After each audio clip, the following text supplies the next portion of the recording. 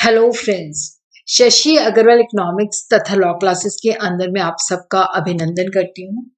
आज का जो हमारा सब्जेक्ट है वो है समष्टि अर्थशास्त्र, और जिसके अंदर हम बहुत ही महत्वपूर्ण स्टैगफ्लेशन, जिसको हिंदी के अंदर मंदी स्फीति कहते हैं, उसका अध्ययन करेंगे, क्योंकि ये क्वेश्चन इसमें आ ही जाता है, चाहे ये शॉर्ट में आ जाए या बड़े क्वेश्चन के अंदर किसी के साथ आ जाए।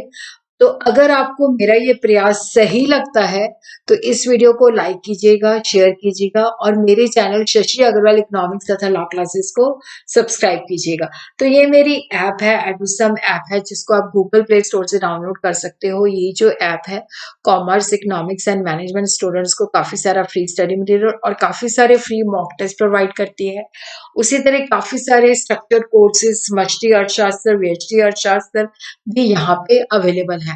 तो सबसे पहले हम देखते हैं मंदी स्फीति या स्टैग्फ्लेशन का मतलब क्या है। देखो, 1970 के अंदर क्या हुआ था कि जो संसार था, उसके अंदर जो अधिकतर विकसित देशों थे, उनके अंदर एक नई दुविधा पैदा हो गई थी, नई समस्या पैदा हो गई थी। एक तरफ तो कीमतें बढ़ रही थी, परंतु दूसरी ओर क्या हो रहा था, कुल उत्पादन तथा रोजगार में कमी हो रही थी। तो पूरा जो दुनिया थी वो स्टैग्फ्लेशन की चपेट में आ गई थी। ये स्थिति उस वक्त थी कि जब क्रूड ऑयल की कीमतें ऊंची हो रही थी, तो जिसकी वजह से क्या था कि मंदी हो रही थी।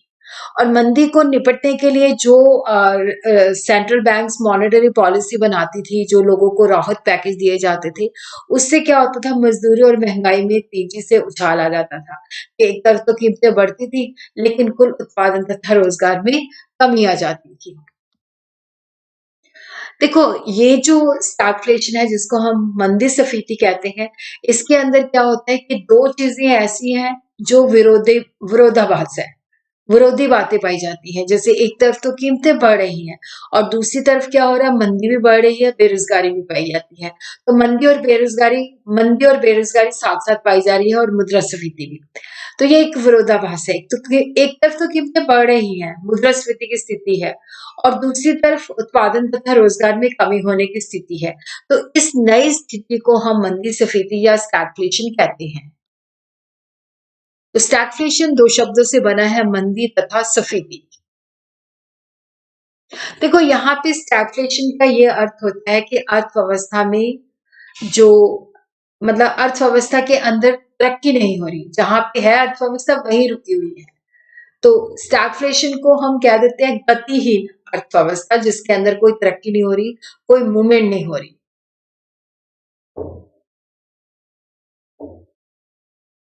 इसके अंदर देखो, एक ऐसी स्थिति है जिसमें उत्पादन और रोजगार का जो स्तर है वो कम हो रहा है, बट कीमतें बढ़ रही हैं। महंगाई और बेरोजगार अलग अलग है, लेकिन इनका सह अस्तित्व के महंगाई भी है और बेरोजगारी भी है। तो ये दोनों चीजें एक साथ जो है विरोधाभासी है।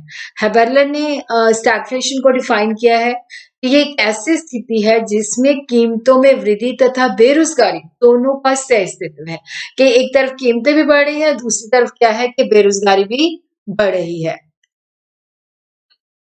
तो इसकी जो विशेषताएं हैं कि कीमतों में वृद्धि हो रही है, वेतन दर में वृद्धि हो रही है, जिसकी वजह से जो लेबर है उनकी डिमांड कम हो रही है, और अत्यधिक जो प्रोड्यूस करने की क्षमता है उसका ज्यादा है, क्योंकि जितना माल बनाया जाता है उतना बिकता नहीं है।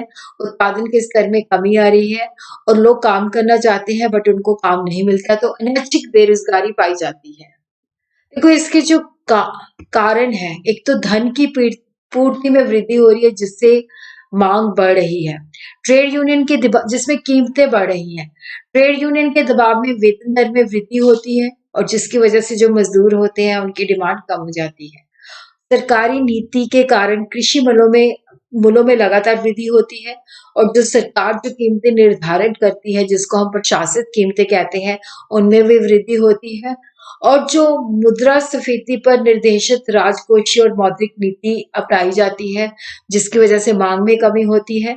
तो कुल मांग की कमी के कारण क्या होता है कि अतिरिक्त क्षमता होती है, बैंकों द्वारा जो है ऋण ज्यादा साख का विस्तार किया जाता है।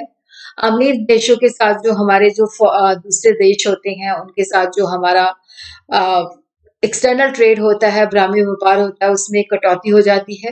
पेट्रोल और कोयले की कीमतों में वृद्धि होती है, उत्पादन कम हो जाता है, औद्योगिक क्षमता में वृद्धि होती है, बचत और निवेश में वृद्धि होती है। क्योंकि लेबर की जो कीमतें हैं, उसकी जो वेतन है वो बढ़ रहा है, तो जिसकी वजह से उसकी मांग में कमी हो जाती है।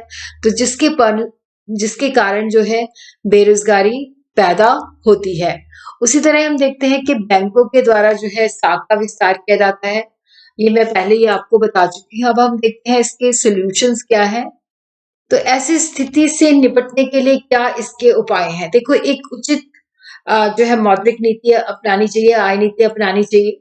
मुद्रा तथा जो साख का विस्तार है उसको कम किया जाना चाहिए, और उसी तरह जो उत्पादन कर है तथा अन्य प्रत्यक्ष करों को कम किया जाना चाहिए।